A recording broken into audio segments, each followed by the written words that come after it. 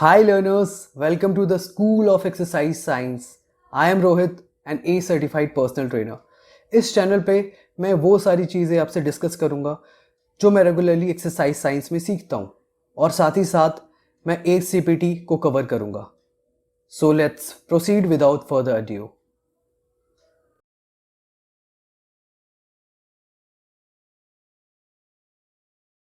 Hello learners, कैसे हैं आप लोग? पढ़ाई कैसी चल रही है? और अब हम चैप्टर नंबर 8 के नेक्स्ट पार्ट में मूव कर रहे हैं, that is exercising in the cold.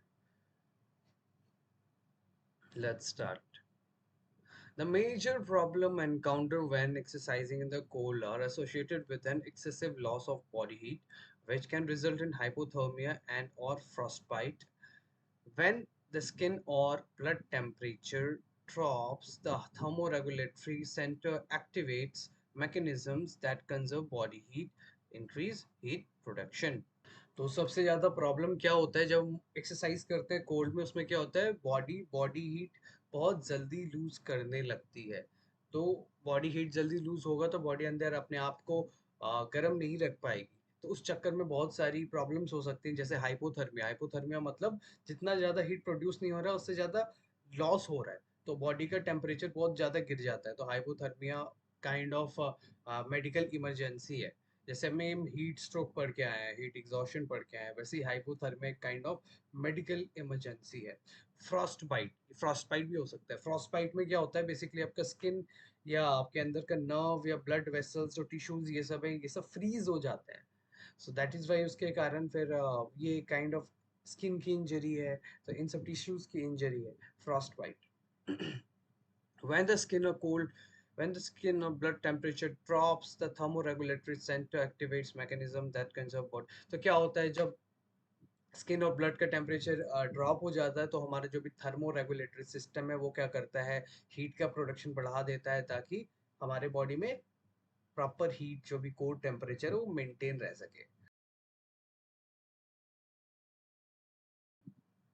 There are three primary ways in which the body avoids excessive heat loss: peripheral vasoconstriction, non-shivering thermogenesis, and shivering. So तीन तरीके हैं body के पास जिससे वो क्या करती है, ज्यादा हीट लॉस अगर हो रहा है तो उसको रोकने के लिए तीन तरीके बॉडी आजमाती है. ओके, तो तो पेरिफेरल वेसोकॉन्स्ट्रिक्शन क्या है, इसके बारे में पढ़ते हैं. Peripheral vasoconstriction is the narrowing of the arterioles due to sympathetic stimulation, which reduce the blood flow to the shell of the body, thus decreasing the amount of body heat loss to the environment. तो peripheral वेसोकॉन्स्ट्रिक्शन, वेसोकॉन्स्ट्रिक्शन सबको पता है, जो blood vessels हमारे skin की तरफ है. Peripheral वेसोकॉन्स्ट्रिक्शन, peripheral मतलब जो स्किन की तरफ हमारे ब्लड वेसल्स है वो क्या हो जाते हैं, कॉन्स्ट्रिक्ट हो जाते हैं, यानी सिकुड़ जाते हैं. तो उससे क्या होता है, उससे जितना हीट देखो, जब हीट लॉस, जब हम गर्मी में वर्कआउट करते थे, लास्ट पार्ट में आपको याद होगा, तो हमारा वो वैसो डायलेशन हो जाता था, यानी वाइड हो जाता था, तो ज्यादा से ज्यादा ब्लड जा पाता था, हीट, तो हीट लॉस हो पाता था वहां से. अभी क्या होता है, वैसो कॉन्स्ट्रिक्शन हो गया, कॉन्स्ट्रिक्ट हो गया, तो ब्लड भी उतना अब नहीं जा पा रहे, तो चक्कर में हीट लॉस जो हो रहा था अब वो कम हो गया. तो अब हीट लॉस कम हो रहा है तो बॉडी का अब धीरे धीरे टेम्परेचर बढ़ना स्टार्ट होगा. When altering skin blood flow is not enough to prevent heat loss, non-shivering thermogenesis is increased. अभी देखो, मान के चलो बॉडी ने ये अपना पेरिफेरल वैसोकॉन्स्ट्रिक्शन का काम कर दिया, लेकिन वो भी काफी नहीं रहा बॉडी का हीट लॉस प्रॉपर तरह से रोक पाने के लिए. तो बॉडी फिर अगला पैतरा अपना अपनाती है, जिसको हम क्या कहते हैं, नॉन शिवरिंग थर्मोजेनेसिस. अब ये क्या होता है? This involves stimulation of the metabolism as directed by the sympathetic nervous system to increase internal heat production. तो क्या होता है, अभी अभी अभी बॉडी क्या करती है, नर्वस सिस्टम का हेल्प लेती है, सिस्टम सिंपैथेटिक नर्वस सिस्टम का हेल्प लेती है, उसमें भी लेती है सिंपैथेटिक पहले वाले में. तो अब क्या, वो बॉडी यहाँ पे सिंपैथेटिक नर्वस सिस्टम का हेल्प लेती है.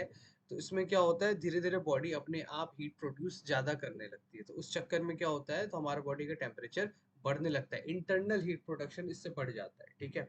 अभी मान के चलो ये सेकंड वाला सिस्टम जो बॉडी ने यूज किया ये भी उतना कारगर नहीं रहा, तो बॉडी अपना थर्ड वाला सिस्टम यूज करती है, जिसको हम क्या कहते हैं, shivering. Shivering is the next bodily process that occurs if peripheral vasoconstriction and non-shivering thermogenesis are not adequate in preventing heat loss. अभी मान के चलो दोनों फेल हो गए तो क्या आता है, शिवरिंग आता है. फिर क्या होता है, shivering is a rapid involuntary cycle of contraction and relaxation of skeletal muscles which can increase the body's rate of heat production by 4 to 5 times. अभी मान के चलो शिवरिंग क्या होता है, involuntary contraction and relaxation of skeletal muscle होता है. मतलब हमारे इच्छा के बावजूद हम कांपते हैं. आप देखोगे ठंड में जब आप कांपने लगते हो, इसका क्या मतलब, जो शुरू के दो सिस्टम थे, पेरिफेरल वैसोकॉन्स्ट्रिक्शन और थर्मोजेनेसिस, शिवरिंग जो थी वो फेल हो गई, इसलिए आप अब कांप रहे हो. तो उससे क्या होगा, आपका बॉडी, आपका मसल कॉन्ट्रैक्ट हो रहा है, रिलैक्स हो रहा है, आपकी इच्छा के बावजूद आप कांप रहे हो. ठीक है, तो उस चक्कर में क्या होता है, ये बहुत ही ज्यादा बॉडी का 4 to 5 टाइम्स हीट प्रोड्यूस कर सकती है. ठीक है, तो ये चीज होती है.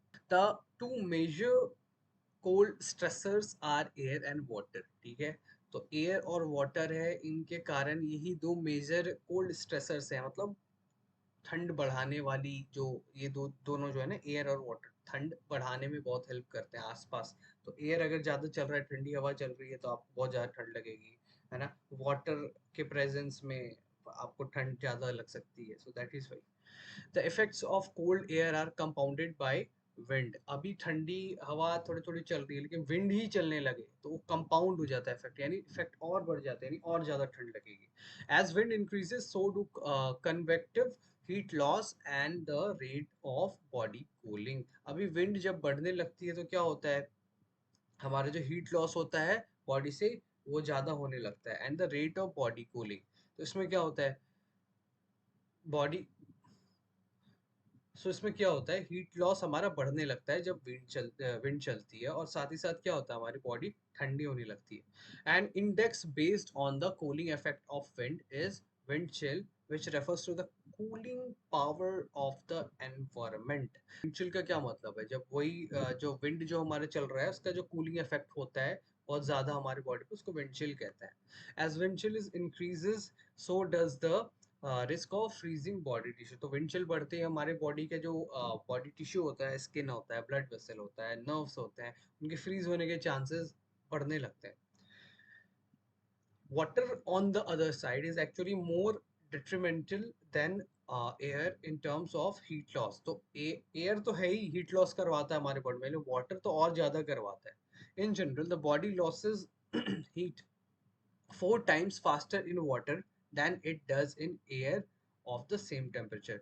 मान के चलो एयर का भी टेम्परेचर सेम है, 2 डिग्री के आसपास का एयर है, ठीक है, उसका टेम्परेचर, और वाटर भी 2 डिग्री का है, लेकिन इसमें क्या लिखा हुआ है, उससे कई ज्यादा हीट लॉस वाटर करवाता है.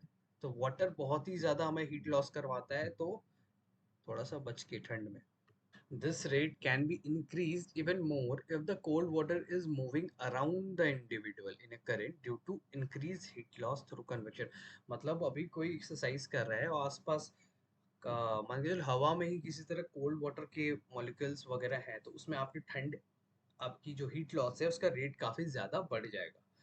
A body immersed in cold water for prolonged period can experience extreme hypothermia and even death. तो कोई जो बॉडी है जो कोल्ड वाटर में बहुत देर तक है, तो लगभग कोल्ड वाटर का यहाँ पे क्या बोला गया, 15 डिग्री सेल्सियस के आसपास या 59 डिग्री फ़ारेनहाइट के आसपास. तो क्या होता है, उनको या तो एक्सट्रीम हाइपोथर्मिया होने की चांसेस या इवन डेथ भी हो सकती है.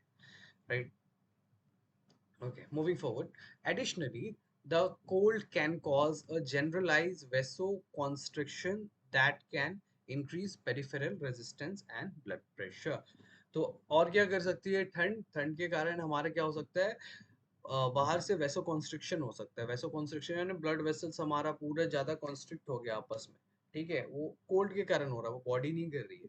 तो बाहर से जो वैसो कॉन्स्ट्रिक्शन जो हो रहा है उसके कारण क्या होगा, हमारा ब्लड फ्लो वगैरह जो भी होता है वो क्या हो जाएगा, वो हमारा रेस्ट्रिक्ट हो जाएगा. उस चक्कर में हमारा ब्लड प्रेशर बढ़ सकता है.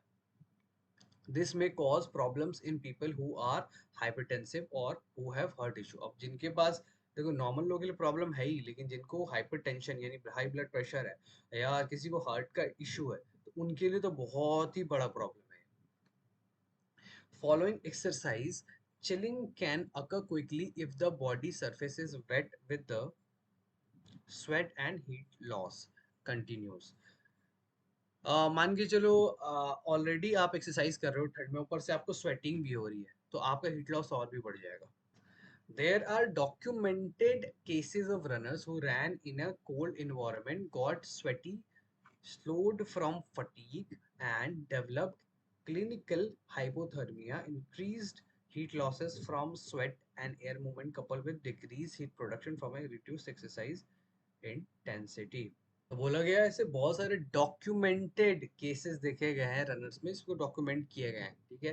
तो उनमें क्या हुआ, जो कोल्ड एनवायरनमेंट में दौड़ रहे थे और उनको बहुत ज्यादा पसीना होने लगा, और उसके बाद धीरे धीरे उनको थकान होने लगी, फटीग होने लगी। अब वो फटीग के कारण क्या हुआ, वो स्लो होने लगे, मतलब जो इंटेंसिटी पे एक्सरसाइज कर रहे थे उससे वो क्या हो गया, स्लो हो गया। एंड डेवलप क्लिनिकल, उनको क्लिनिकल हाइपोथर्मिया हो गया। और उस चक्कर में देखो अब हमारे क्या हुआ, हीट लॉस उनका क्यों बढ़ गया, क्योंकि वो कोल्ड टेम्परेचर में कर रहे थे एक्सरसाइज, और पसीना से क्या हुआ और मल्टीप्लाई हो गया उनका, ठीक है। तो उस चक्कर में और धीरे धीरे वो जब थकने लगे तो उनका इंटेंसिटी कम होने लगा। तो इंटेंसिटी जब आप कम इंटेंसिटी पे एक्सरसाइज करोगे तो क्या होगा, हीट प्रोडक्शन बॉडी का और कम होगा। तो उधर से ऑलरेडी हीट लॉस ज्यादा हो रहा है, इंटेंसिटी इधर से कम हो गई अपने आप एक्सरसाइज की, तो हीट प्रोडक्शन जो बॉडी कर रही थी वो भी कम हो गया। तो दोनों मिलके बहुत ज्यादा लीथल हो गया। तो उससे उसके कारण क्या हो गया, क्लिनिकल हाइपोथर्मिया हो गया। Okay. Personal trainers should share the following tips with clients before they consider exercising in a cold environment. तो personal trainer as a personal trainer, अगर मान के चलो क्लाइंट्स कोल्ड टेम्परेचर में, क्लाइमेट में अगर एक्सरसाइज करने जा रहे हैं कोल्ड एनवायरनमेंट में, तो एज अ पर्सनल ट्रेनर ये टिप्स आपको उन्हें देने हैं। Okay, first, wear several layers of clothing।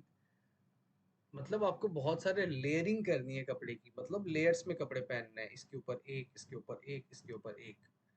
That way, garments can be removed or replaced as needed. As exercise intensity increases, remove outer garments. Then, during periods of rest, warm up, cool down, or low intensity exercise, put them back. A head covering is also important because considerable body heat radiates from the head. तो क्या करना है, अभी आप layer वाला layering वाला कपड़ा पहन के गए, ठीक है। जब भी लो इंटेंसिटी एक्सरसाइज जैसे वार्म अप से स्टार्ट कर रहे हो, ठीक है, तो उस समय आप पहन के रखो, ठीक है। जब फिर इंटेंसिटी में तो एक्सरसाइज, जब मेन एक्सरसाइज स्टार्ट किया तो थोड़ी लेयरिंग कम कर दी, थोड़े कुछ कपड़े हटा दिए, ठीक है। उसके बाद मतलब अपने हिसाब से उस समय जब आपने एक्सरसाइज जब कंप्लीट की तो कूल डाउन का टाइम आ गया, स्ट्रेचिंग्स का टाइम आ गया, तो उस टाइम से वापस से आप पहन सकते हो, क्योंकि इंटेंसिटी कम हो गई तो गर्मी आपको कम लगेगी, तो फिर से आप उसको पहन सकते हो। और बोला गया है कि एक सर का कवर करने के लिए भी ज़रूरी है। क्यों ज़रूरी है? क्योंकि हमारे बॉडी से हीट रेडिएट होता रहता है, हमारे बॉडी से निकलता रहता है हीट, ठीक है। तो हीट निकलता है, दैट इज़ वाई कहीं आप बैठते हो या रहते हो टेम्परेचर गर्म हो जाता है आसपास का, तो we are hot actually. Okay, so heat radiates from, तो हेड से हीट रेडिएट होके ना जाए तो इसलिए ऊपर से कुछ कवर कर लेंगे, तो वो हीट ट्रैप हो जाएगा और फिर हमारा हीट लॉस रुकेगा बहुत हद तक, ठीक है। Okay, next point, allow for adequate ventilation of sweat. मतलब स्वेट का वेंटिलेशन बॉडी में अच्छा होना चाहिए। वेंटिलेशन मतलब हवा अच्छे से आर पार जाए हमारे कपड़ों के बीच, ताकि स्वेट जो है वो निकले हमारे बॉडी से, एक जगह रिटेन ना रहेगा, रिटेन रहेगा तो क्या होगा, ठंड बढ़ेगी। Sweating during heavy exercise can soak inner garments. जब हैवी एक्सरसाइज करोगे तो अंदर का जो इनर गारमेंट होता है उसको सोक कर लेता, मतलब गीला कर देता है क्या, स्वेटिंग।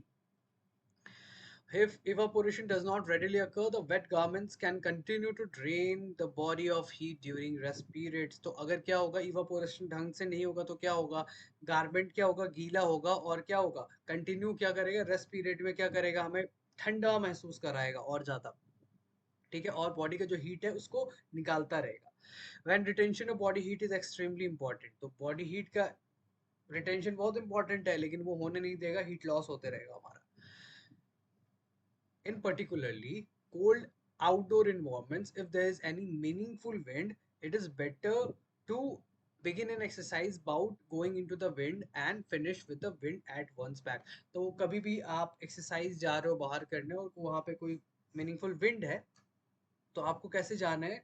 आपको मान के चलो आप कार्डियो एक्सरसाइज कर रहे हो, फॉर एग्जांपल दौड़ रहे हो, जॉगिंग कर रहे हो, तो आपको विंड के दिशा में जाना है, यानी विंड अगर नॉर्थ से साउथ जा रही है तो नॉर्थ से साउथ आपको जाना है, तब आपकी बॉडी में ढंग से पास होगा एयर और इवापोरेशन हो पाएगा। यानी कि जो विंड होना चाहिए आपके बैक पे खत्म होना चाहिए, ठीक है?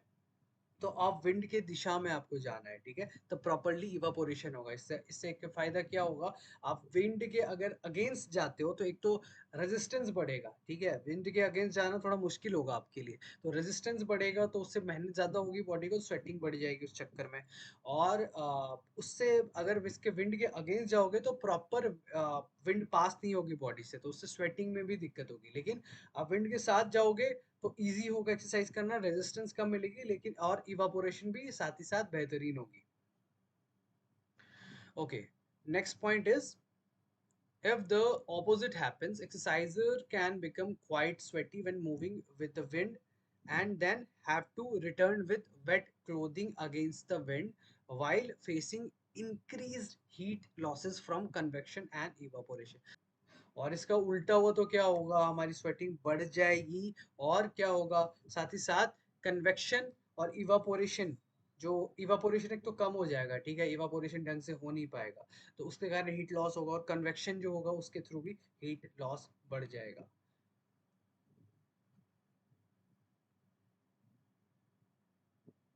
Wear breathable clothing.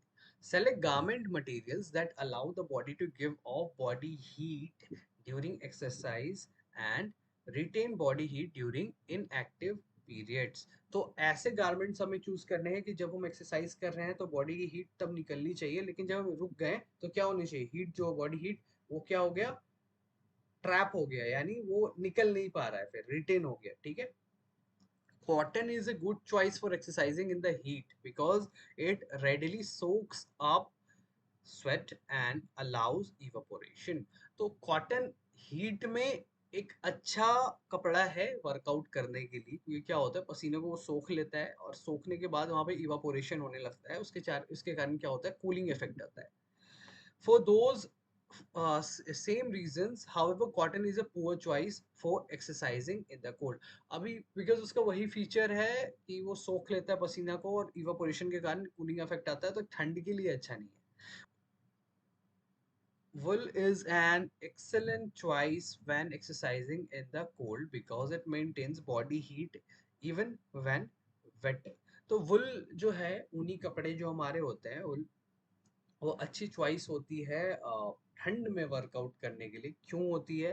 क्योंकि ये हीट लॉस को रोकती है हमारे बॉडी से निकलने के, इवन जब हम पसीने में भी रहते हैं, भी गीले रहते हैं, तभी भी हीट लॉस को रोकती है। New Newer synthetic materials, polypropylene, are also excellent choices as they wick sweat away from the body, thereby preventing heat loss. तो अभी क्या है, कुछ अभी पॉलीप्रोपिलीन करके एक चीज आ गई है, उससे कपड़े जो बनते हैं, वो बोल रहा है कि वो भी बहुत एक्सेलेंट चॉइस है, क्योंकि क्या करता है?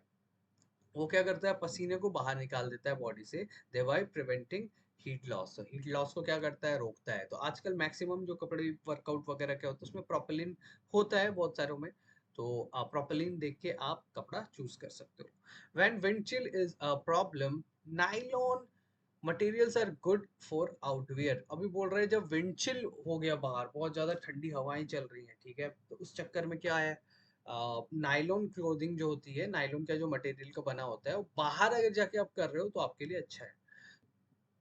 Synthetic materials like Gore-Tex, although much more expensive than nylon, are probably the best choice for outwear because they can block the wind, are waterproof, and allow moisture to move away from the body. तो क्या कहा जा रहा है कि एक synthetic material है जिसको हम गोटेक्स कहते हैं, बहुत ही महंगा है, मतलब नायलॉन के कंपेयर में काफी महंगा है।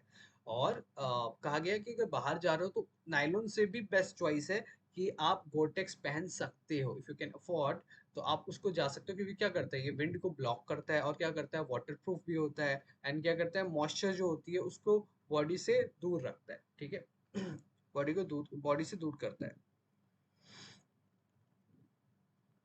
Okay, next, replace body fluids in the cold just as in the heat. Heat में हमने पढ़ा था कि कैसे जितना हम वाटर लूज कर रहे हैं हमें रीगेन करना है, वापस से उसको बॉडी में रिहाइड्रेट करना है, ठीक है। Fluid replacement is also vitally important when exercising in cold air. Large amounts of water are lost from the body during even normal respiration, and this effect becomes magnified when exercising. तो आपको लगेगा कि भाई ठंड में क्या जरूरत होती है, पसीने तो आती नहीं है, लेकिन जब रेस्पिरेशन सांस लेते हैं छोड़ते हैं उसमें भी छोड़ते हैं, तो उसमें क्या होता है, बहुत उसमें भी बहुत अच्छा खासा वाटर लॉस होता है हमारे बॉडी का। तो दैट इज वाई अगर वाटर बॉडी में ढंग से नहीं रहा तो हमारे और दिक्कत हो जाएगी एक्सरसाइज करने में कोल्ड में, ठीक है। तो पानी हमेशा ढंग से पीजिए ठंड में चाहे गर्मी में। मॉनिटर बॉडी वेट, ठीक है, because sweat losses may not be as obvious as when exercising in the heat. Monitoring your body weight over several days is recommended. अभी हमने हीट में क्या बात किया था कि जब भी आप वर्कआउट करने जाओ हीट में तो एक्सरसाइज से पहले एक्सरसाइज के बाद देखा करो कितना लूज हुआ, उस हिसाब से फिर से पानी या फ्लूइड इनटेक जो भी होता है मिला के इलेक्ट्रोलाइट्स वगैरह उसको आप पी सकते हो। तो देखो कोल्ड में उस हिसाब से स्वेटिंग नहीं होती जितनी हीट में होती है। तो इसमें क्या है कि आपको कुछ दिनों में आपको अपना वेट देखना है कि देखो कुछ दिनों में अब मेरा कुछ वेट लॉस हुआ है कि एक्सरसाइज करने से फ्लूइड का कुछ लॉस हुआ है क्या। तो उस चक्कर में आप फिर पानी उसको रिफ्यूल कर सकते हो खुद को। अभी देखो, एक्सरसाइजिंग एट हायर एल्टीट्यूड पे, थोड़े ऊंचाई पे अगर आप एक्सरसाइज करोगे तो क्या इफेक्ट आने वाला है। Eight moderate 5,000 to 8,000 feet to high altitude 8,000 to 14,000 feet। तो मॉडरेट एल्टीट्यूड क्या कहलाता है, 5,000 से 8,000 फीट से लेके 8,000 से 14,000 फीट जो हाई एल्टीट्यूड कहलाता है। This relative availability partial pressure of O2 in the air is reduced, ठीक है। तो हवा का प्रेशर कम हो जाता है इन्वायरमेंट में उस टाइम पे, ठीक है। Because there is less pressure to drive the O2 molecules into the blood as it passes through the lungs, the O2 carried in the blood is reduced। तो क्या होता है, एयर प्रेशर क्या हो जाता है आसपास कम हो जाता है, तो उसके कारण क्या होता है हमारे बॉडी को या लंग को उतना ऑक्सीजन नहीं मिल पाता है जितनी हमारी जरूरत है। तो O2 ब्लड में भी ज्यादा कैरी नहीं हो पाता, तो बेसिकली ऑक्सीजन की कमी हो जाती है, ठीक है। Therefore, a person exercising at high altitude will not be able to deliver as much O2 to the exercising muscle, and exercise intensity will have to be reduced. Example given, the person will have to walk or more slowly to keep the heart rate intact। अब मान के चलो normal जब सी level पे workout करते हो तो उस टाइम पे जो इंटेंसिटी आप मेंटेन कर पा रहे हो तो आप हाई एल्टीट्यूड पे नहीं कर पाओगे, बिकॉज आपके एक्सरसाइजिंग मसल को उतना O2 ऑक्सीजन मिलेगा ही नहीं। तो हमें वहां पे क्या करना है, थोड़ा स्लो मॉडरेट थोड़ा काइंड ऑफ उस इंटेंसिटी पे वॉक करना है या कुछ भी करना है, ठीक है, जो भी एक्सरसाइज कर रहे हैं, ठीक है। Okay, typically the negative effect of altitude on performance is greatest on about the third day at altitude। तो बोला गया है जो एल्टीट्यूड पे जब भी आप एक्सरसाइज करोगे तो अगर मान के चलो खराब इफेक्ट आ रहा है तो सबसे ज्यादा खराब इफेक्ट आएगा थर्ड डे पे आपको, ठीक है। सब थर्ड डे पे आपकी हालत खराब हो जाएगी अगर आप वैसे कर रहे हो कुछ तो। ओके, कुछ नेगेटिव इफेक्ट आया तो थर्ड डे वर्स्ट होगा आपके लिए, ये कहा गया है। The first phase of the acclimatisation takes place in approximately 2 weeks, although it may take several months to fully acclimatize। Okay, तो हमारी बॉडी एक्लिमेटाइज करती है यानी क्लाइमेट के हिसाब से खुद को अडेप्ट जब करती है तो इसमें पहला जो चेंज आता है बॉडी के अंदर वो लगभग 2 वीक के अंदर आता है, ठीक है, 2 वीक के अंदर आता है। और वो चलता रहता है कुछ महीनों तक, हमारी बॉडी अडेप्ट करती रहती है उस इन्वायरमेंट के हिसाब से, ठीक है। तो फुल्ली एक्लिमेटाइज उस इन्वायरमेंट में फुल्ली अडेप्ट करने के लिए हमारी बॉडी को काफी कुछ महीने लग जाते हैं। Even after acclimatisation it is important to recognize that performance will not be as good at altitude as sea level। तो फिर भी आप कितना भी एक्लिमेटाइज कर लें अडेप्ट कर लें, आपको ये जानना पड़ेगा कि आप जो जमीन पे यानी सी लेवल पे जो आप जिस एक्सरसाइज करते थे उस इंटेंसिटी का आप यहाँ पे नहीं कर पाओगे, उतना अच्छा नहीं हो पाएगा परफॉर्मेंस जो हमारा सी लेवल पे होता है, हाई एल्टीट्यूड पे नहीं हो पाएगा। यहाँ पे एक फिगर दिया हुआ है, फिगर 8.14। इसमें दिया हुआ है, देखो, लो एल्टीट्यूड पे क्या होता है? लो एल्टीट्यूड यानी 0 मीटर या फीट दिया गया है, ठीक है। तो लो एल्टीट्यूड में अगर हम कर रहे हैं एक्सरसाइज, फॉर एग्जांपल जिस एल्टीट्यूड में हम करते हैं जनरली जमीन वगैरह पे, ठीक है, सी लेवल जिसको कहते हैं, तो लो एल्टीट्यूड पे हम जब करते हैं, ठीक है, तो हमारा हवा का प्रेशर देखिए आप कितना है। हवा मतलब एटमॉस्फेयर का प्रेशर देखिए आप। बैरोमेट्रिक प्रेशर का मतलब एटमॉस्फेयर का प्रेशर, तो 760 होता है, ठीक है। यहाँ हम कर सकते हैं, ठीक है। फिर मॉडरेट एल्टीट्यूड भी होता है। मॉडरेट एल्टीट्यूड में इट इज़ 1500, मान के चलो फीट पे हम कर रहे हैं वर्कआउट, 1500 नहीं 4900 फीट पे कर रहे हैं, और 1500 मीटर्स पे कर रहे हैं, तो हमारा एल्टीट्यूड, हमारा एटमॉस्फेरिक प्रेशर 634 है। तो ऐसे ऐसे आप ध्यान देते रहो, एल्टीट्यूड जब बढ़ता रहा, यानी डिस्टेंस ऊपर जितना हम करते रहे एक्सरसाइज, उतना हवा का प्रेशर या एटमॉस्फेयर का प्रेशर है वो क्या होता रहा, वो कम होता रहा। तो जितना कम होगा उतना ज़्यादा दिक्कत होगी, ठीक है। तो जितना ऊंचा एल्टीट्यूड उतना atmospheric pressure come. Okay. Signs and symptoms of altitude sickness include shortness of breath, headache, lightheadedness and nausea. तो एल्टीट्यूड सिकनेस होती है, ऊपर जाके जो हमारा तबीयत हमारा खराब होता है, उसके साइंस और सिम्टम्स क्या हो सकते हैं? शॉर्टनेस ऑफ ब्रेथ, हमारी हवा, हमारे ढंग से सांस हम नहीं ले पा रहे हैं। हेडेक हो गया, लाइट हेडेडनेस हो गया, मतलब बहुत ज़्यादा चक्कर सा आ रहा है या लाइट हेडेडनेस लग रहा है, नौजिया उल्टी सी लग रही है। Generally, altitude sickness can be avoided by properly acclimatizing oneself by gradually increasing exercise and activity levels over the span of several days. तो कैसे आप altitude sickness को avoid कर सकते हो? कैसे? जाते एक्सरसाइज उस लेवल पे नहीं करना है, धीरे धीरे एक्सरसाइज की इंटेंसिटी को बढ़ाना है, ग्रेजुअली बढ़ाना है, ठीक है। एक्टिविटी लेवल को भी ग्रेजुअली बढ़ाना है।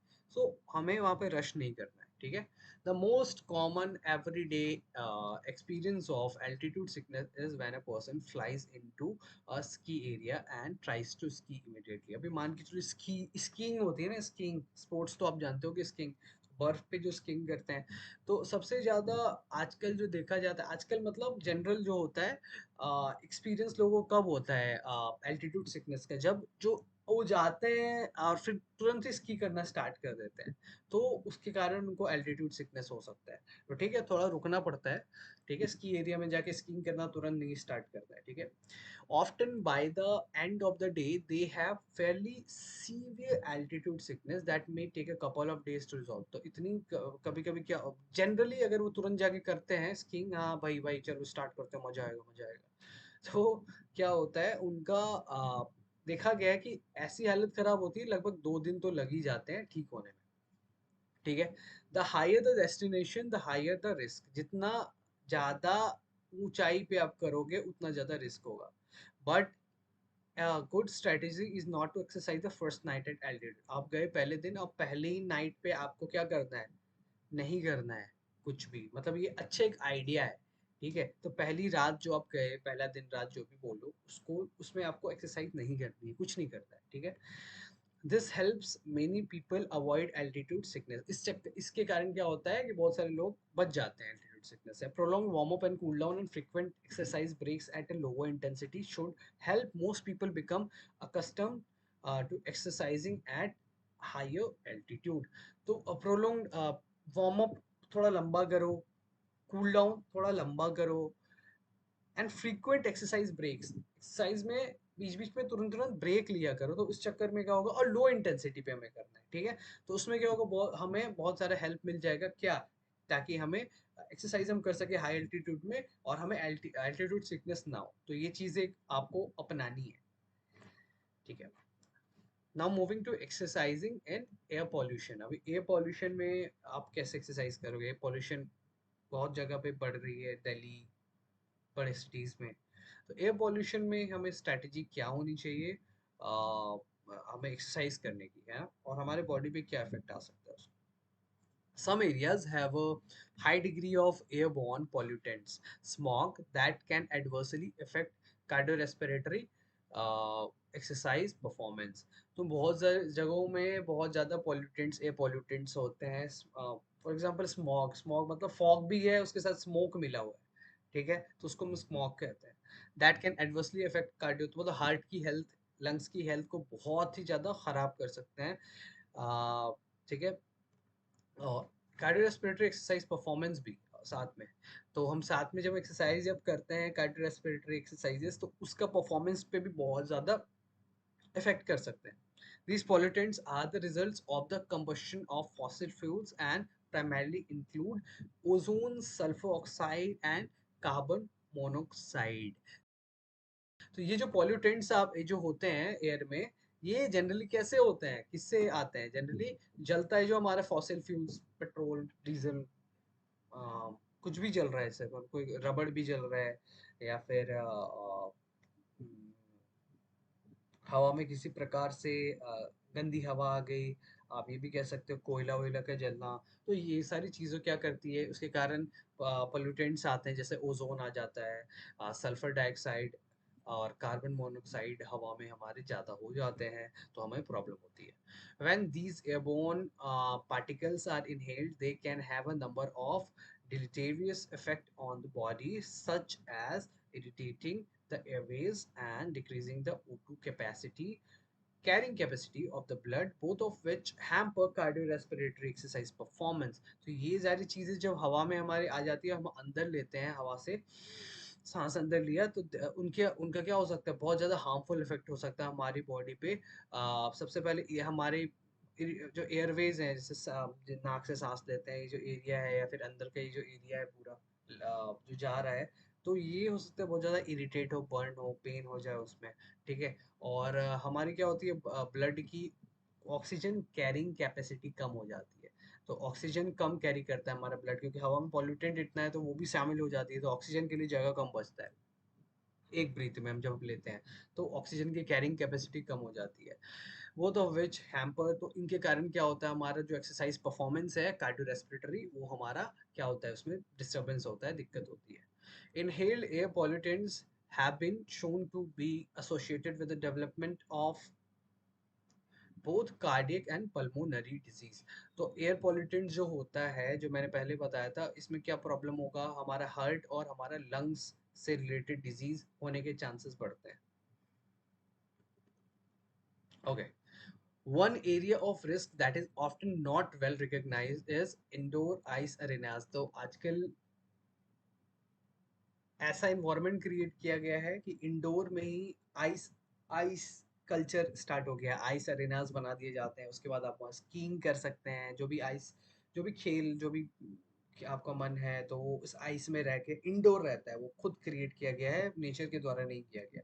तो उसमें आप अंदर काम कर सकते हैं, लेकिन बहुत ही अंडररेटेड है, बहुत सारे लोगों को पता नहीं है। लेकिन यहाँ पे बहुत एयर पोल्यूशन होता है, बहुत air pollution. An ice preparation machine, Zamboni, that is powered by propane may leave very high concentration of pollutants in the air over the ice surface। तो कहा गया है, जो आइस प्रिपरेशन मशीन होती है, इसको जैम्बोनी भी कहते हैं, वो प्रोपेन जो गैस होती है उसके थ्रू उसको रन किया जाता है। और उसके कारण क्या हो सकता है, हाई कॉन्सेंट्रेशन ऑफ पॉल्यूटेंट्स, बहुत सारे पॉल्यूटेंट्स क्या हो सकते हैं, आइस के सरफेस पे जाके जमा हो सकते हैं, और वहीं पे हम अपना आप खेल रहे हैं, स्कीइंग कर रहे हैं। ठीक है, thus while an exerciser is thinking that he or she is safe from the smoke outside, he or she may actually be in a very polluted environment। उनको लग रहा है कि बाहर अब में हम तो कुछ कर रहे हैं, पोल्यूशन में अंदर कर रहे हैं, लेकिन हो सकता है अंदर उससे भी ज्यादा पोल्यूशन हो। ठीक है, in individuals with CVD, cardiovascular disease, prolonged exposure to air pollution can even induce ischemia and angina। तो जो इंडिविजुअल्स हैं, इनको कार्डियोवास्कुलर डिजीज है, तो अगर वो बहुत देर तक एयर पॉल्यूशन में रहे, तो हो सकता है उनको स्केमिया का प्रॉब्लम हो जाए। स्केमिया का क्या मतलब होता है, स्केमिया मतलब बॉडी में ब्लड फ्लो कम हो जाना। तो ब्लड फ्लो कम हो जाएगा, तो ऑक्सीजन भी तो कम जाएगा, तो उसके कारण उनको बहुत ज़्यादा दिक्कतें आ सकती है, और एंजाइना हो सकता है, यानी चेस्ट पेन भी हो सकता है। तो बहुत सारे लोगों को एलर्जी होती है, एलर्जेंस अगर उनको प्रॉब्लम क्रिएट करता है। और मान के चलो इरिटेंट्स, मान के हवा में पॉलन वगैरह अगर उड़ता है तो बहुत सारे एजमा रिलेटेड जो पेशेंट होते हैं उनको काफ़ी प्रॉब्लम होता है। तो उसमें क्या होता है, उनको इन्फ्लेमेटरी रिस्पॉन्स देखना पड़ सकता है। इन्फ्लेमेटरी रिस्पॉन्स का क्या मतलब हुआ कि फॉर एग्जांपल उनको हो सकता है इन्फ्लेमेशन हो जाए बॉडी में, यानी अ, जिस एरिया से वो ब्रीद इन वगैरह कर रहे हैं स्वेलिंग हो जाए, रेडनेस हो जाए, पेन हो जाए। तो ये हो सकता है, उसको हम चैप्टर 13 में थोड़ा डिटेल में पढ़ेंगे। The overall physiological effect are determined by the degree of exposure or dose to pollutants to which an individual is exposed. तो physiological effect overall देखा जा सकता है, डिपेंड करता है कि कितना ज़्यादा physiological बॉडी में इफेक्ट आ रहा है, कि आप कितनी देर तक, राइट, कितना ज़्यादा पॉल्यूटेंट्स के साथ एक्सपोज हो रहे हो तो उतना ज़्यादा इफेक्ट आएगा बॉडी पे। ठीक है, this dose is related to amount of pollutants in the air, length of exposure and the amount of air breath. Overall physiological effect जो किसी की बॉडी पे होता है वो कैसे पता किया जाएगा, वो पता चलेगा डिग्री ऑफ एक्सपोजर से, कितना डोज मिल रहा है उसको पॉल्यूटेंट्स से, to which an individual is expose, जिससे एक्सपोज है उसको कितना डोज उसका मिल रहा है। कितना डोज का क्या मतलब हुआ, this dose is related to the amount of pollutants, मतलब हवा में कितना पॉल्यूटेंट है, राइट, लेंथ ऑफ एक्सपोजर कितनी देर तक वो बंदा बाहर है, ठीक है, पॉल्यूशन में, and the amount of air, कितना ज्यादा एयर उसने ब्रीथ किया। ठीक है, तो इस पे डिपेंड करता है उसके बॉडी में फिजियोलॉजिकल इफेक्ट्स कितने ज्यादा आएंगे। Okay, practical suggestions to minimize the effects of air pollution include exercising early in the morning to avoid the buildup of pollutants associated with increased vehicular traffic and avoiding high traffic urban areas. तो practical advice ये रहेगा कि early morning अगर आपको बाहर exercise करना है तो अर्ली मॉर्निंग करो, गाड़ियाँ कम चलती हैं, फैक्ट्रीज वगैरह स्टार्ट नहीं होते, उस समय बंद रहते हैं, तो हवा में पॉल्यूटेंट्स कम होंगे कंपैरेटिवली। और ऐसे अर्बन एरियाज में ऐसी जगह पे एक्सरसाइज नहीं कीजिए जहाँ पे हाई ट्रैफिक है, तो वहाँ पे पॉल्यूशन बहुत ही ज़्यादा होगा। Similar to exercising in the heat or at altitude, exercise pace may need to reduce to keep heart rate in the desired training range. तो मान के चलो जैसे हीट में हम वर्कआउट करते थे या एल्टीट्यूड में वर्कआउट करते थे, तो एक्सरसाइज की इंटेंसिटी, एक्सरसाइज की पेस, पेस को क्या करते हैं, उसको कम करना है। ठीक है, reduce to keep heart rate in desire training range, तो हार्ट रेट ताकि एक डिजायर प्रॉपर ट्रेनिंग रेंज के अंदर ही रखना है, उससे ऊपर लेके नहीं जाना है। तो जैसे हीट में हम करते थे और हाई एल्टीट्यूड में, वैसे इसमें भी करना है। Under extreme conditions exercising indoors is probably the best. अगर बहुत ही ज़्यादा सीवियर कंडीशन हो जाता है, जैसे दिल्ली में बहुत ज़्यादा हालत ख़राब हो जाती है अक्टूबर नवंबर के टाइम, बहुत ही ज़्यादा पॉल्यूटेंट होते हैं एयर में, तो आपको अच्छा है कि आप बाहर नहीं करो, घर के अंदर करो, वो बेटर है उससे। ठीक है, ओके। तो कंडीशंस जो भी थे, एनवायरनमेंट जिसके बारे में हम पढ़ रहे थे कि हमें कैसे डील करना है, हमारी बॉडी में उनका क्या इफेक्ट होता है, वो अब ओवर होता है, कंप्लीट होता है। अभी हम क्या पढ़ने वाले हैं, अभी हम पढ़ने वाले हैं general guidelines for cardio respiratory exercise for health and fitness. तो जनरल गाइडलाइन क्या है, क्या कार्डियो रेस्पिरेटरी एक्सरसाइजेज जो करते हैं उसके लिए जनरल गाइडलाइन क्या है, ताकि हम हेल्दी और फिट रह सके। Okay, the 2018 Physical Activity Guidelines for Americans, released by the US Department of Health and Human Services, provide comprehensive evidence-based recommendations to reduce the risk of many adverse health outcomes. तो यहाँ बोला गया है कि physical activity guideline जो American के लिए जो रिलीज किसने किया है, US department of health and human services ने करा है। तो ये एविडेंस बेस्ड है रिकमेंडेशन, ठीक है, ताकि क्या हेल्थ की जो एडवर्स हार्मफुल रिस्क जो होती है हेल्थ पे, उसको रिड्यूस की जा सके। स्पेशली हार्ट की बात हो रही है, लंग्स की बात हो रही है, right. Many of the recommendations are derived from the knowledge that most health benefits occur with at least 150 minutes a week of moderate intensity cardiorespiratory activity, and the benefits of physical activity far outweigh the possibility of adverse outcomes. तो मान के चलो बहुत सारे जो भी recommendation आया है वो ये बताता है कि हमें हफ्ते में कार्डियो रेस्पिरेटरी एक्टिविटी कितना करना चाहिए, 150 मिनट्स का मॉडरेट इंटेंसिटी पे करनी चाहिए, that benefits the physical activity for outweigh the possibility. तो ये हेल्प करता है ताकि आपका जो भी पॉसिबिलिटी है कि आप भी कि कोई हार्मफुल आपको आगे चल के फ्यूचर में एडवर्स आउटकम वगैरह हो जाता है, उसको वो बाहर कर देता है। ठीक है, वो रिस्क फ्री थोड़ा सा कर देता है।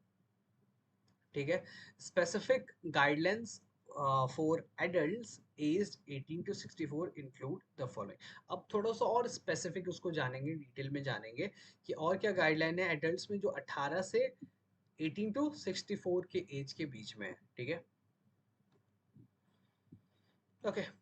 Any amount of physical activity is more desirable when compare to none. अगर देखो, कहा गया है कि कुछ नहीं से कुछ सही, something is better than nothing. कुछ नहीं कर रहे हो तो कुछ भी फिजिकल एक्टिविटी बेहतर है उससे। ठीक है, additionally a concerted effort should be made to sit less throughout the day. तो हमें क्या ध्यान देना है कि हमें पूरे दिन में बैठ के लगातार जो बैठे रहते हैं उस पर ध्यान देना है। कॉन्सियसली सोचना है कि हमें कम बैठना है पूरे दिन। जैसे अभी मैं बैठ के शूट कर रहा हूँ, मैं बहुत देर बैठ गया, तो उठूंगा, थोड़ा मूव करूंगा इधर उधर, फिर कम बैठने की कोशिश करूंगा। ठीक है, perform 150 to 300 minutes per week of moderate intensity cardiorespiratory physical activity. 150 से लेके 300 मिनट आपको मॉडरेट इंटेंसिटी पे कार्डियोरेस्पिरेटरी फिजिकल एक्टिविटी हफ्ते में करना है। ठीक है, कार्डियो कार्डियो एक्सरसाइजेस बेसिकली, है ना। Okay, cardio respiratory physical activity, किसी भी तरह का फिजिकल एक्टिविटी जो कार्डियो रेस्पिरेटरी, कार्डियो आपका हार्ट रेट थोड़ा सा एलिवेट करे, थोड़ी देर तक रहे। ठीक है, और 75 to 150 minutes per week of vigorous intensity cardiorespiratory physical activity और कॉम्बिनेशन ऑफ बोथ। अब जो लोग विगरस हाई इंटेंसिटी एक्सरसाइज कर सकते हैं, हर सबके लिए नहीं है, जो कर सकते हैं तो उनके लिए 75 टू 150 मिनट्स हफ्ते का। ठीक है, 75 मिनट्स टू 150 मिनट्स हफ्ते में आप विगरस इंटेंसिटी अगर कर रहे हो तो आप कार्डियो रेस्पिरेटरी फिजिकल एक्टिविटी उस इंटेंसिटी का कर सकते हो। और आप मिला के भी कर सकते हो, दोनों को मिला लो, मॉडरेट और हाई इंटेंसिटी को मिला के भी कर सकते हो। Additional health benefits are obtained from performing greater amounts of activity than these quantities. तो additional health benefits भी आएंगे जब क्या होगा, performing greater amounts of activity than these quantities। अभी इससे भी ज़्यादा थोड़ा करोगे तो आपको और additional फायदा होगा। Additional health benefits are obtained from performing greater amounts of activity than these quantities. अभी जो नंबर दिए गए हैं इनसे भी थोड़ा ज्यादा करोगे तो और अच्छी बात है, लेकिन आपको ध्यान रहे कि ओवर ट्रेनिंग नहीं करनी है, अपनी कैपेसिटी के हिसाब से करना है हमेशा। ठीक है, तो ओवर ट्रेनिंग कभी नहीं करनी है। Participate in muscle strengthening activities involving all major muscle groups at least 2 days per week. तो अब मसल स्ट्रेंथनिंग जो भी एक्सरसाइजेज होते हैं, बॉडी वेट एक्सरसाइजेज या वेट एक्सरसाइजेज, उस तरह के जो भी एक्सरसाइजेज होते हैं, आपको हफ्ते में क्या करना है, एटलीस्ट 2 बार करने की कोशिश करनी है। इन्वॉल्विंग ऑल मेजर ग्रुप्स, जो भी मेन मसल्स जो हमारे हैं उनको यूज करके हमें हफ्ते में एटलीस्ट 2 बार तो करना ही चाहिए। ठीक है, आगे बढ़ते हैं। With regard to cardiorespiratory programming, however, widely accepted guidelines for physical activity and basic fitness training are presented by ACSM and American Heart Association। तो कार्डियोरेस्पिरेटरी की प्रोग्रामिंग कैसी होनी चाहिए, ठीक है, और ये बहुत वाइडली एक्सेप्टेड गाइडलाइन है फिजिकल एक्टिविटी के लिए। किसके लिए, बेसिक फिटनेस ट्रेनिंग के लिए। जो कौन प्रेजेंट कर रहा है, ACSM, presented by ACSN, American College of Sports Medicine and the American Heart Association ने एक थोड़ा सा कार्डियोरेस्पिरेटरी का प्रोग्राम हम कैसे करें, ठीक है, उसको प्रोग्राम कैसे करें, वो एसीएसएम ने और एएचए ने हमें गाइडलाइन दिया है। These guidelines frequently use the FITTVP acronym to discuss cardiorespiratory programming. तो यहाँ पे इन गाइडलाइंस में क्या यूज किया गया है, FITTVP एक्रोनिम, ये शॉर्ट फॉर्म यूज किया गया है बार बार। ये क्या होता है, अभी आपको समझ में आएगा। अभी दिस एक्रोनिम रिप्रेजेंट, एक्रोनिम क्या बताता है, ये frequency, F for frequency, I for intensity, T for time, T for type, V for volume and P for pattern या प्रोग्रेशन। ठीक है, तो ये सारी चीजें इसकी इसको रिप्रेजेंट करती हैं। Additionally clients should always enjoy the exercise experience as this influences the thoughts and emotions that can ultimately dictate participation and adherence rates. तो कहा गया है साथ में क्लाइंट्स को क्या करना चाहिए, should always enjoy the exercise experience को इंजॉय करना चाहिए। क्या होता है उससे, क्या होता है हमारे जो थॉट्स होते हैं, इमोशंस होते हैं, वो क्या होता है, अभी आप इंजॉय करते हो एक्सरसाइज, कोई काम आप एक्सपीरियंस कर रहे हो, ये वीडियो अगर आपको इंजॉयफुल लगा, लगा कि भाई इंजॉय कर रहे हैं, मजा आ रहा है सीखने में, तो आप फिर से आओगे, फिर से अगला वीडियो देखोगे, लगेगा यार बोरिंग है, कुछ समझ नहीं आ रहा है, एंगेजिंग है नहीं, बस अपने हिसाब से पढ़ते जा रहे हैं, तो आप फिर नहीं आओगे, आपका रुझान कम हो जाएगा, कितना आप कमिट नहीं रहोगे वीडियो को लेके। सो दैट इज वाई अब जो चीज़ को हम इंजॉय करते हैं, हम दोबारा वो काम करना चाहते हैं। दैट इज वाई बोला गया कि जो हमारा इमोशंस होता है, थॉट्स होता है, किसी चीज़ को लेके बहुत इन्फ्लुएंस करता है, ताकि हम उस पर फिर से पार्टिसिपेट करें या फिर एडहेयर रहें कि नहीं। एडहेरेंस का क्या मतलब हुआ, किसी चीज़ पर कमिट या स्टिक करके रहना लंबे समय तक, ठीक है। Frequency, intensity, and duration collectively represent the exercise volume, load, or magnitude of training that is likely to provoke the physiological adaptation to the training response. Frequency, intensity और duration क्या करती है, वो dictate करती है या represent करती है एक्सरसाइज का वॉल्यूम कितना होगा, या हम कितना लोड उठा रहे हैं, ठीक है, या फिर मैग्नीट्यूड ऑफ ट्रेनिंग, हम हफ्ते में कितनी बार, या quantity of training basically, magnitude of training decide करेगी, that is likely to provoke the physiological adaptation to the training. तो बेसिकली हमारे बॉडी में जो फिजियोलॉजिकल चेंज आएगी, तो ये फ्रीक्वेंसी, इंटेंसिटी और ड्यूरेशन में ही छेड़छाड़ करके मॉडिफाई करके आएगी। A dose response relationship exists between volume and health fitness benefits achieved, implying that greater benefits are achieved with increased volumes. तो ये कहा गया है डोज रिस्पॉन्स रिलेशनशिप। इसका क्या मतलब हुआ कि वॉल्यूम अगर हम बढ़ाएंगे एक्सरसाइज का टाइम के साथ, ठीक है, तो क्या होगा, हेल्थ बेनिफिट्स भी उस हिसाब से बढ़ते रहेंगे हमारे। तो क्या बोला गया है, ज्यादा से ज्यादा हमें फायदा मिलेगा जब हम एक्सरसाइज की वॉल्यूम को बढ़ाएंगे, एक्सरसाइज की वॉल्यूम को बढ़ाएंगे, सब हम पढ़ेंगे वॉल्यूम क्या है, ये सब क्या है। Personal trainers generally progress and pattern their clients' program by manipulating these variables: frequency, intensity, time and type. तो पर्सनल ट्रेनर क्या करता है, क्लाइंट के वर्कआउट प्रोग्राम को मैनिपुलेट यही वेरिएबल्स से करता है, फ्रीक्वेंसी को चेंज करना, इंटेंसिटी को बदलना, टाइम ऊपर नीचे करना, टाइप किस टाइप का, इसी इन्हीं चीज़ों को में खेलता है पर्सनल ट्रेनर, ठीक है। तो फिर क्लाइंट का वर्कआउट मॉडिफाई होता है और फिर रिजल्ट उस हिसाब से आता है। The rate of program progression depends on each client's individual health status, exercise tolerance, available time and program goals. तो बोला गया है the rate of program progression, मतलब किस रेट से हम प्रोग्रेस कर रहे हैं, किस चीज़ पे डिपेंड करता है, और क्लाइंट का हेल्थ अभी क्या है, हेल्थ स्टेटस क्या है, ठीक है, एक्सरसाइज कितना को बर्दाश्त करने की कितनी क्षमता है, एक्सरसाइज टॉलरेंस कितनी है, ठीक है, कितना वो कर सकता है किस इंटेंसिटी पे, ठीक है, अवेलेबल टाइम, उसके पास टाइम कितना है, ठीक है, प्रोग्राम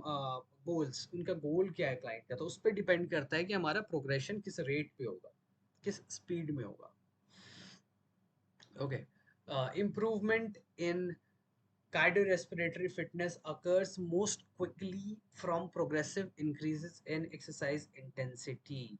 तो बोला गया है कि कार्डियोरेस्पिरेटरी फिटनेस में सबसे ज़्यादा अगर हम फायदा कब तब होगा जब हम एक्सरसाइज की क्या करेंगे, इंटेंसिटी बढ़ाएंगे, and fades when training intensity is reduce. Training intensity अगर कम की है तो जो भी हमारा फायदा हुआ था, बेनिफिट जिस लेवल तक हार्ट की फिटनेस बढ़ी थी, वो फिर डाउन होके फेड होके फिर नॉर्मल हो जाएगी, उसी इंटेंसिटी पे आ जाएगी, फिर आप वापस से अगर कम इंटेंसिटी पे करोगे तो। Changes in fitness are more sensitive to changes in intensity than to changes in the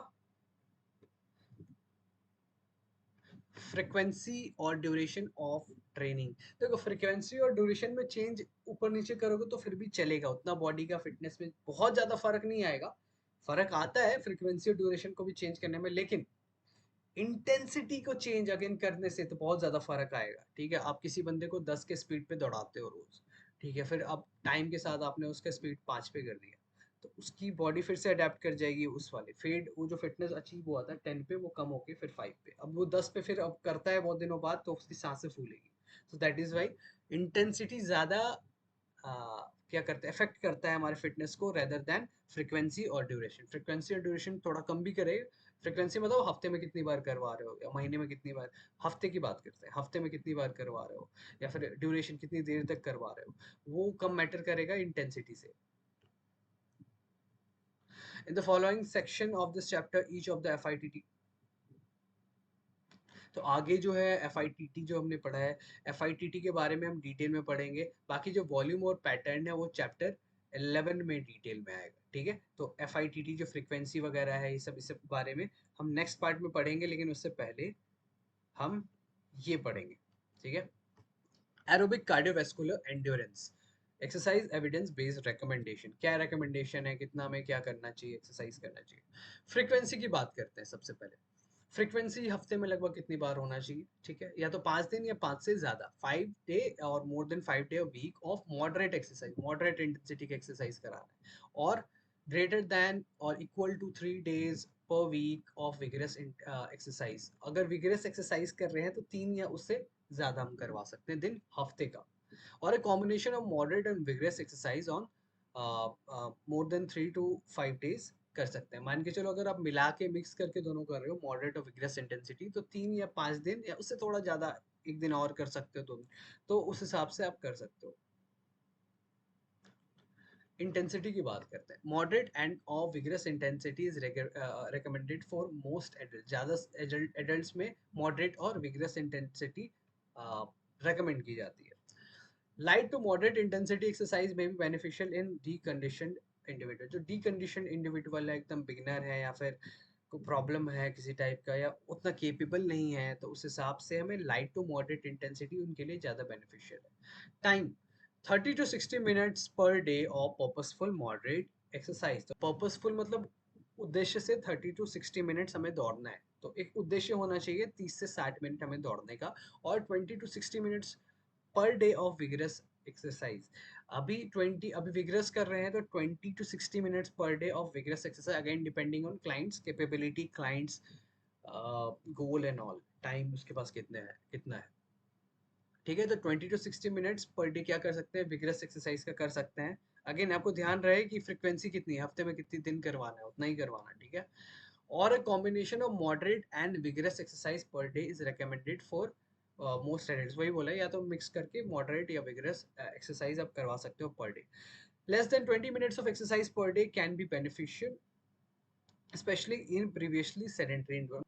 तो मान के चलो ऐसा इंडिविजुअल है सेडेंटरी, जो इनएक्टिव रहा है अपने लाइफ में और अभी आया है करने के लिए, एक्टिव भी रहा है तो बीच में बहुत ज़्यादा इनएक्टिव रह के फिर से स्टार्ट कर रहा है, तो 20 मिनट से भी कम का करवा रहे हो तो उनके लिए बेनिफिशियल रहेगा, ठीक है।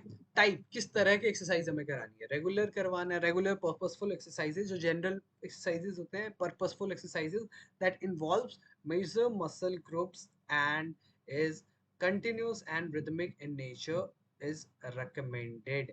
तो रेगुलर नेचर का जो एक्सरसाइज है, कंसिस्टेंट या पर्पसफुल एक्सरसाइज है, उद्देश्य वाला एक्सरसाइज।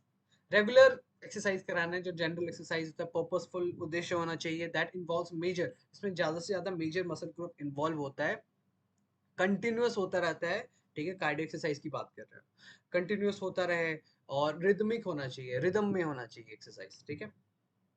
वॉल्यूम की बात करते हैं। A target volume of greater than 500,000 MET minutes per week is recommended। तो टारगेट वॉल्यूम क्या हो सकता है, या तो ग्रेटर देन या इक्वल टू हमारे क्या होना चाहिए, 500 से 1000 MET minutes per week is recommended।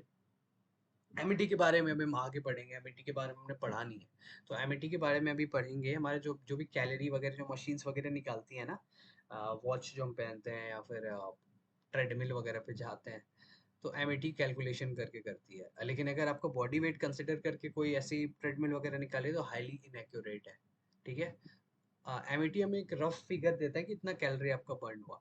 तो एक टारगेट वॉल्यूम हमें सेट करना है कि ग्रेटर देन 500 से लेके 1000, 1000 से 500 से या उससे ज़्यादा हमारा पर वीक होना चाहिए, ठीक है। एमईटी होना चाहिए, एमईटी हम आगे पढ़ने वाले हैं अगेन, ठीक है। पर वीक कितना होना चाहिए, ठीक है। तो अभी कैलोरी समझ के चलो, कैलोरी बर्न, लेकिन हम आगे पढ़ेंगे इसके डिटेल में थोड़ा। Increasing pedometer step counts by 2000 or greater than 2000 steps per day to reach a daily step count that is greater than 7000 or equal to 7000 steps per day is beneficial। तो मान के चलो पेडोमीटर मतलब जो step count आपका बताता है, तो आजकल वॉच वगैरह पहनते हैं वो भी बताता है, ठीक है। तो आपको 2000 या उससे ज़्यादा स्टेप्स पर डे धीरे-धीरे बढ़ाना है और 7000 या उससे ज़्यादा स्टेप पर डे बेनिफिशियल रहेगा, ठीक है? यहाँ पे स्टार मार्क किया हुआ है, तो देखते हैं स्टार मार्क में क्या है। While many groups recommend 10,000 steps, the Center for Disease Control and Prevention (CDC) recommend that adults engage in 150 minutes of moderate intensity physical activity per week. To meet CDC's recommendation, the average person needs to walk approximately 7,000 steps per day. तो ज्यादातर आपने सुना है 10,000 step per day, 10,000 step per day, but CDC के according, Central for Disease Control and Prevention के according, adult को सबसे पहले तो 150 minutes of moderate intensity physical activity हर हफ्ते का 150 मिनट का मॉडरेट इंटेंसिटी का फिजिकल एक्टिविटी तो हमें करना है, ठीक है? To meet CDC recommendation average person, तो ये जो चीज करने के लिए ना 7,000 स्टेप्स काफी होते हैं। ज्यादा करो अच्छी बात है, बट यहाँ पे बोला एटलीस्ट 7,000 करना चाहिए। Exercising below these volumes may still be beneficial for individuals unable or unwilling to reach this amount of exercise. मान के जो किसी की इच्छा नहीं है करने की, या फिर कोई कर नहीं सकता, थोड़ा इनकेपेबल है शुरू में, तो इससे कम भी 7,000 से करे तो भी ठीक है, या 2,000 स्टेप पर डे से नीचे भी करे, पर डे बढ़ाए तो भी ठीक है। बेनिफिशियल तो होगा ही ना, कुछ नहीं कर रहा है तो कुछ तो सही होगा ही। या फिर किसी की इच्छा नहीं है यार, इतना नहीं वॉक करना है यार, थोड़ा सा करवा दो, ठीक है कुछ कर लो फिर, लेकिन इतना कोशिश करना है करवाएं क्लाइंट को, ठीक है? पैटर्न, पैटर्न कैसा रहना चाहिए एक्सरसाइज का? एक्सरसाइज में भी perform in one continuous session, या तो एक लगातार सेशन में कंप्लीट करवाओ एक्सरसाइज, उनका जो भी कार्डियो है, ठीक है? इन वन इंटरवल सेशन, एक इंटरवल लेके फिर दोबारा फिर स्टार्ट करवा के अब करवा सकते हो, ठीक है? 60 मिनट का है तो 30 मिनट, फिर एक इंटरवल ले लिया, फिर 30 मिनट करवा लिया, जैसे फिल्म में होता है ना इंटरवल बीच में, एक बार हो गया मूवी, फिर इंटरवल, फिर मूवी, ठीक है? और इन multiple sessions of 10 or greater than 10 minutes to accumulate the desired duration and volume of exercise per day. तो फॉर एग्जांपल मेरे को किसी को कराना है 20 मिनट का एक्सरसाइज, या मान के चलो 30 मिनट का एक्सरसाइज, तो मैं 10 मिनट या उससे ज्यादा का भी एक ये बना सकता हूँ, एक्सरसाइज का बाउट बना सकता हूँ। तो 10-10 मिनट में आप डिवाइड कर सकते हो, मान के चलो 30 मिनट कराना है क्लाइंट का, तो आप ऐसे भी कर सकते हो कि 10 मिनट पहले कर लो, 10 मिनट बाद में कर लो, 10 मिनट बाद में कर लो, 30 मिनट हो गया, ठीक है? तो ये भी आप करवा सकते हो।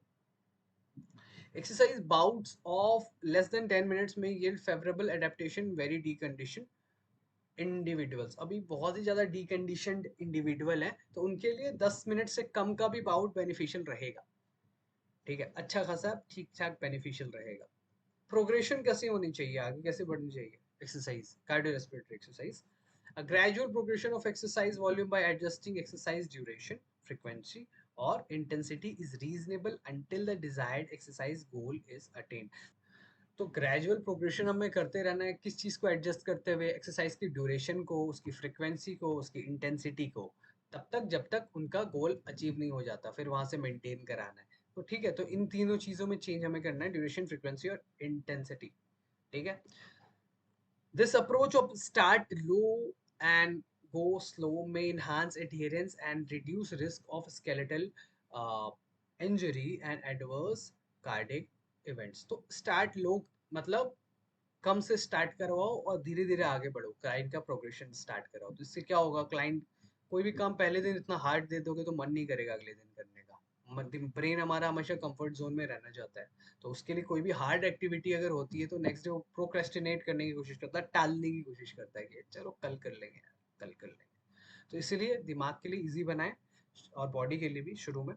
और उससे क्या होगा, शुरू में कम दीजिए, फिर धीरे धीरे बढ़ाइए, तो उससे क्लाइंट भी एडहियर करेगा, मतलब चलो कर लेते हैं एडहियर, उतना कोई ज्यादा करना नहीं है तो स्टिक रहेगा, ठीक है, वर्कआउट प्लान पे। और उसके रिस्क भी कम हो जाती है इंजरी की, मस्कुलोस्केलेटल जो इंजरी होती है उनकी भी। और इससे रिस्क भी कम हो जाती है हमारी जो मस्कुलो स्केलेटल इंजरीज जो होती हैं। और आजकल जो जिम्स में आप सुनते हो, एक्चुअली जिम्स में नहीं, बहुत कहीं भी ये लागू हो जाएगा कि आप कहीं बहुत ज़्यादा फालतू का अपनी कैपेसिटी के बाहर का इंटेंसिटी कर रहे हो तो आपको कार्डियो इश्यूज हो सकते हैं बहुत ज़्यादा। तो ये देखो, एडवर्स कार्डियक इफेक्ट इवेंट्स को आपको अवॉइड कराने के लिए हमें स्टार्ट लो, गो स्लो, ये याद रखना है, ठीक है? अभी तक इतना ही रखेंगे। इसके बाद आगे हम फ्रिक्वेंसी वगैरह, इंटेंसिटी वगैरह, टाइम वगैरह, ये सब ये हम आगे पढ़ेंगे अभी डिटेल में। चलो मिलते हैं फिर नेक्स्ट वीडियो में। All the best for your studies. And कोई भी क्वेश्चन हो प्लीज कमेंट में पूछिए या मुझे डीएम कीजिए। तो मिलते हैं नेक्स्ट वीडियो में। Take care.